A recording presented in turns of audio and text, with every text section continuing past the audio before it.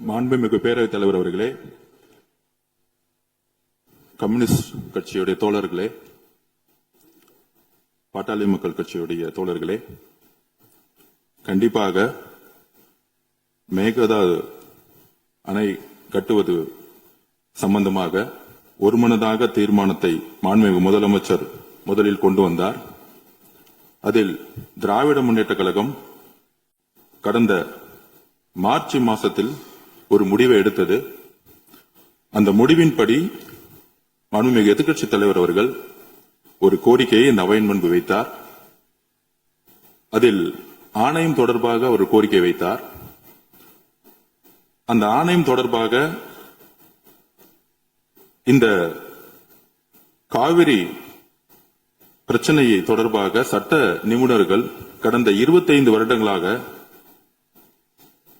யாரெல்லாம் இதில் பணி செய்தார்களோ, குறிப்பாக உங்களுக்கு தெரியும், தோழர் உமாபதி அவர்கள், முக்கியமாக சட்ட வல்லுநர்கள் போன்ற ஆட்சியில்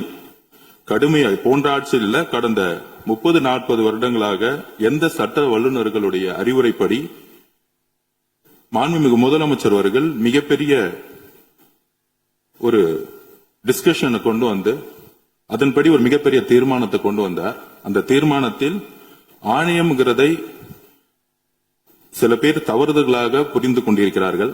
அதை மாண்புமிகு அமைச்சர் அவர்கள் இப்பொழுது அவருடைய உரையை நிகழ்த்துவார்.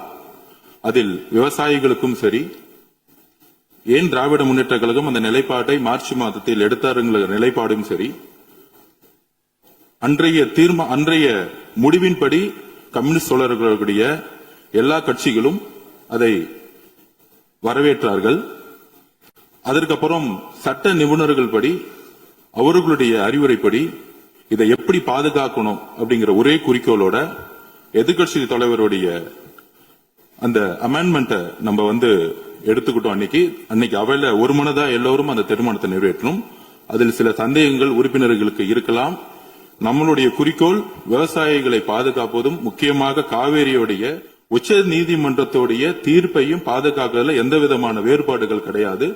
கண்டிப்பாக மாண்புமிகு அமைச்சர் அவர்கள் விளக்கம் கொடுத்த பிறகு பேரவைத் தலைவர்கள் கண்டிப்பாக இதில் இருக்கக்கூடிய பிரச்சனைகளை கண்டிப்பாக உங்களுக்கு பேரவைத் தலைவர்கள் கண்டிப்பாக நேரம் கொடுப்பாங்கிறத நாங்கள் இந்த அவையின் முன்பு தெரிவித்துக் கொள்கிறோம். அதுதான் எங்களுடைய வேண்டுகோள்.